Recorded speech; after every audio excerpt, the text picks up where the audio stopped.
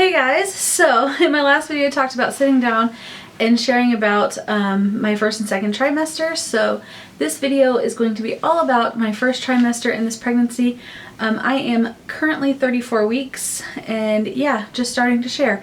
So, but anyways, if you are curious about my pregnancy and my journey leading up to it, I have a playlist of all of the videos that I did post about TTCing before I quit sharing, and then I'm gonna start a playlist of all of the pregnancy videos, you know, announcing my pregnancy, how things that we did in our lifestyle, or things that changed in our lifestyle that led to us getting pregnant, and like how I found out, that sort of stuff is all in my last video, which I'll have linked below. So if you don't want to miss any of these videos as I post them, then make sure that you subscribe. I really hate it when people are like, and click that bell, but it does make a difference.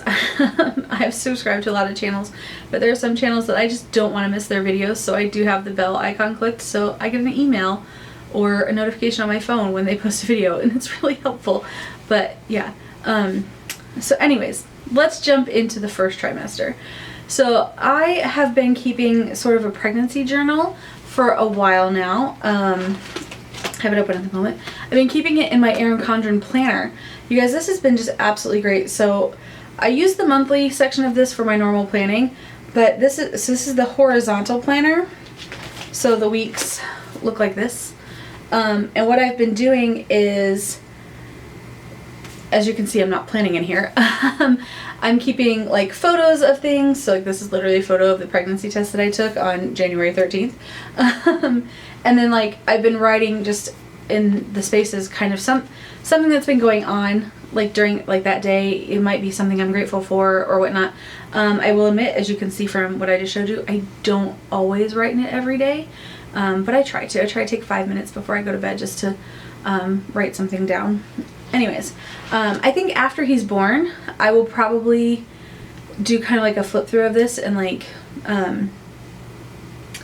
that way I can like share with you kind of how I've used this. Alright, so anyways, my first trimester. So as I just kind of alluded to, January 13th of 2020 is when I found out that I was pregnant. Super excited.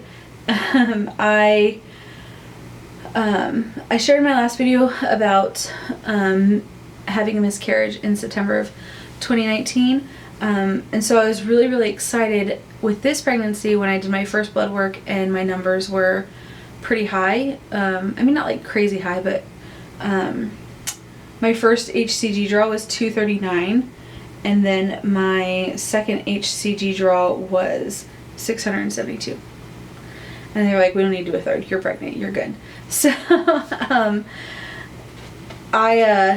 so it was crazy. It was probably, I'm thinking, alright, so it was around the 6-week mark was when I started feeling symptoms of being pregnant. A lot of the classic symptoms, I struggled with a lot of like early morning / all day just nausea for a while that eventually turned into like full-on sickness. I shared that before I found out I was pregnant, I had a very severe upper respiratory infection. I found out I was pregnant, and then I probably got like a 5 to 7 day break where I felt great, and then I got the flu, like nasal swab, yep, you have the flu. So, and when you're pregnant, you can't really take anything, so you're just dependent on Tylenol and rest.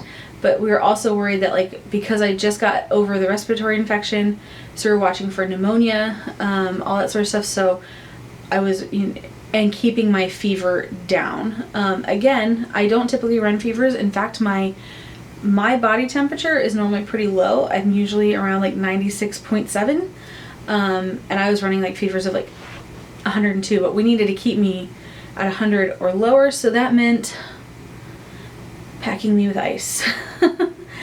Not even kidding, like seriously, like old school, like I didn't like take like an ice bath, but like we put ice packs like behind my knees, behind my neck, under my arms, just to help cool my body temperature as much as we could, because if your fever gets too high in pregnancy, then it can be damaging to the baby. So that was a big concern. And then of course you can only have Tylenol. So yeah, and then to prevent pneumonia, I also had to get up and I had to walk 15-20 minutes a couple times a day. So that was hard. But and then like having that and like the morning sickness kicking in, just being exhausted because you're pregnant and because you're sick, was difficult. But it took me about a week and a half to 2 weeks to get over the flu, and praise God, I have not had any sort of sickness since, which is great. So yeah, so around 6 weeks is when my like I got the flu, and so I'm not 100% sure if like the nausea at that point in time was the flu or it was pregnancy, but by the time I was 8 weeks and feeling better, it definitely was like pregnancy stuff. So we had our very first ultrasound at 7 weeks. I'll pop in a picture here. And that was the day that we nicknamed this little guy Jelly Bean. And if you follow me on Instagram, which if you're not, you should, because you can actually like get like basically an entire spoiler alert to my whole pregnancy because it's on there. We have a name for him, but we're not sharing it. So he's been Jelly Bean ever since. And just because at that point in time he was the size of a jelly bean, we got to see his heartbeat. We didn't get to hear it that time, but we got to see it, which was just amazing. You guys, like I can't even describe how I felt after so many years of trying, so much heartbreak with TTC, losing our first child, like seeing that little heartbeat on a screen just, oh my, I just turned into an emotional wreck in the doctor's office. So we also graduated our fertility clinic that day, which was amazing. The really cool part about it is that, so my reproductive endocrinologist and the fertility clinic are inside of the hospital that I'll deliver in. And so my OB team is also, like their offices are also in that hospital. So like it makes it really easy. Like if you come in because you're in labor, like somebody from your team can just go to L&D. L&D's like right down the hall from where I see everybody. So even now, like I still run into my RE in the hallway and she's so excited. And when I was 8 weeks along is when we decided to announce. I know that's super early, and especially for a couple who had walked the path of miscarriage, but one of the reasons that it was so hard to deal with, you know, like the miscarriage was so hard, wasn't just because of how long we had waited for that child, but part of it was because we were walking through this time of just absolute heartbreak and nobody knew. I should say nobody. We are, my husband is in a pastoral internship through our church, and so our families knew, and then our friends in like that circle knew that we had gotten pregnant and also that we had lost that baby. So it was just, so we made the decision to announce early this time. We were originally, in our first pregnancy, we were waiting until the 12-week mark, but we decided that if we would have to walk that path again, we didn't want to walk it and feel alone walking, like, and feel like we were alone as we walked it. Even though our friends and our family, like, were super supportive, they were there for us, they checked in on us, they prayed for us, they did all that they could to help comfort us. But ultimately it was, you know, our Heavenly Father who comforted us through that walk. But we, you know, we didn't want to have, if this pregnancy wasn't going to come to full term, we didn't want to have like this secret of, well, we have 2 children just not here on earth. And honestly, like sharing about the miscarriage has helped heal some too, because now that child doesn't feel like a secret anymore, which has been huge. So we decided to announce early, which was great. I just still in shock. We are big Disney fans, so we did sort of a Disney reveal. We used a pair of Mickey ears that said Baby W because our last name starts with W. And just how shocked everybody else was just amazing as well. So many people were like, oh my goodness. And some of them still can't believe it. I still can't believe it, you guys. I'm 34 weeks pregnant. So 10 weeks, we had another ultrasound of the jelly bean, and confirmed at that point, at the 6 or 7 week one, we went by my last missed period, which put us in September of 2020. This one we confirmed that yes, it's September 2020. I'm literally just flipping through these and just kind of getting a quick glance at it. Yeah, so my nausea and fatigue just continued. About 11 to 12 weeks, actually sometime during 11 weeks is when I took my first bump shot, so I'll post that in here, but that's when my nausea kicked up into full-on sickness. Yeah, 13 weeks is when we ran into our first complication. I'm going to share it in this video just because some doctors are like 13 weeks is the start of your second trimester, some are 14. If you do the math and divide 40 by 3, you get 13.3. So I'm just going to share it in this one. Joshua had gone out of town for a pastoral conference, and which, by the way, is not his full-time job, so I don't think I've ever shared that. But he was out of town. He was probably about 3.5 hours away or so. So while he was gone, I was like, well, I'm going to get grocery shopping done, get all the food prep done, so that when he comes home, he doesn't have to worry about helping me and all that sort of stuff.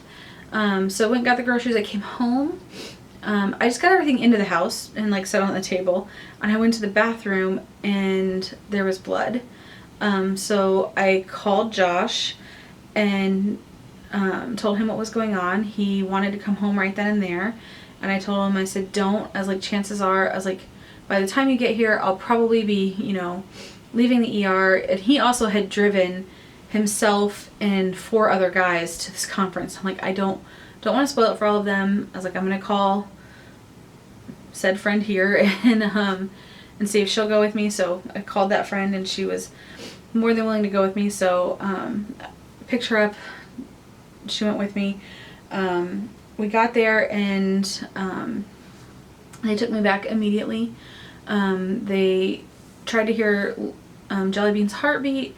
They were having a hard time finding it, so they did an ultrasound, and he was just, having a good old time, kicking his little arms and feet and, having fun and happy as could be in there. His heart rate on the ultrasound was perfect. And so they're like, okay, baby seems very happy. Things are looking good there. Let's see what's, going, where's the bleeding coming from? So they did the pelvic exam for that. They found quite a few blood clots around my cervix, but my cervix was closed. The blood wasn't coming from there like it would if you were miscarrying. And so we're a little confused about that. So we did some blood work and everything. My HCG numbers were where they needed to be. Everything looked great, just we're not really sure where the bleeding was coming from.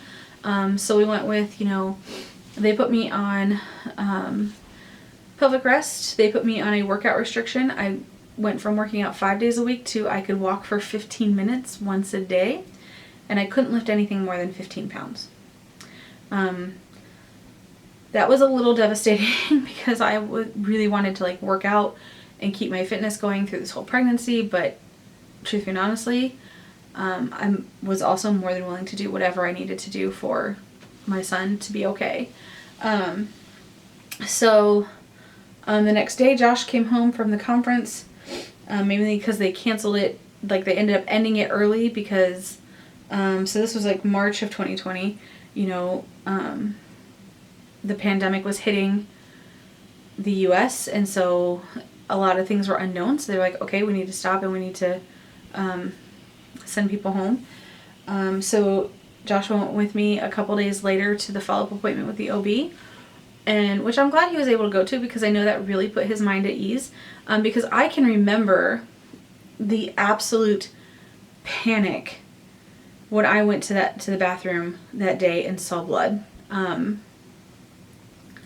Just the panic, and just instantly, you know, dropping to my knees and just praying like that, you know, like that God's will would be done in this, but please let that will be for me to keep this baby. And just the memories of having experienced a loss a few months before were just flooding my mind at the time. And I was trying so hard to stay calm, because I know that stress isn't good for my body. It's not good. It's not good for the baby. But I mean, it was just panic at that point. But everything was fine. We went to the ER, like I said, and then we went to see the OB, and had another ultrasound done, another pelvic exam done. The blood clots that the doctor at the ER had seen were gone, which kind of surprised me, because I spotted maybe the day after going to the ER and then nothing more. So, but there weren't, like, blood clots didn't come out. So it was really weird. But Jellybean was fine, growing. Actually, at that point, he was growing a couple of days ahead. So, which is, you know, nothing to, like, change the due date or anything. But, so we're kind of surprised at that. So, yeah, that kind of was the wrap up of my third trimester. Oh my goodness, you guys, pregnancy brain, let me tell you, it's real. That's kind of how my first trimester ended. Was, you know, everything was super exciting, and then this moment of like, oh my goodness, are we losing this little one, to he's okay. And so yeah. Oh, I did, because I am of an advanced maternal age, and if they call me elderly one more time, I'm just gonna lose it. But anyways, I did have to do a lot of genetic testing in my first trimester. So we did do the genetic testing where you find out the gender, but at the end of my first trimester, we still didn't know. A friend of ours did, and we had to, so we did that. We also did, we did like the NIPT and 2 other genetic tests, but I can't remember which ones. But they're pretty standard for if you are over the age of 35. Yeah, I'm not going to say how old I am, but I am over the age of 35. Anyways, so yeah, that was my first trimester, and it just kind of was, like, it was a bit of a whirlwind in a way, just because I still couldn't believe that we were pregnant. Just so unbelievably grateful to God for giving us this little life, and just so much joy and shock. Honestly, a lot of shock. And just so much joy and just shock that God gave us this blessing. Just, and like I said, we're just unbelievably grateful. We still cannot believe it, as we're rounding the end of this pregnancy now. Just like in my last video, I'm going to leave a comment in the comment section that's kind of like ask your questions here. And if I get enough questions under that, I'll do a whole video just on questions about my first trimester.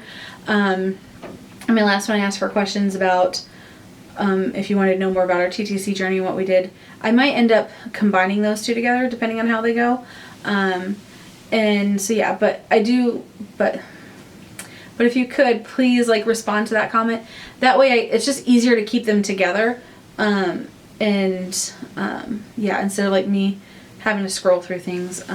But anyways, yeah, so if you are looking forward to finding out what happens in my second trimester, make sure you subscribe, because I'm going to sit down and film that video next.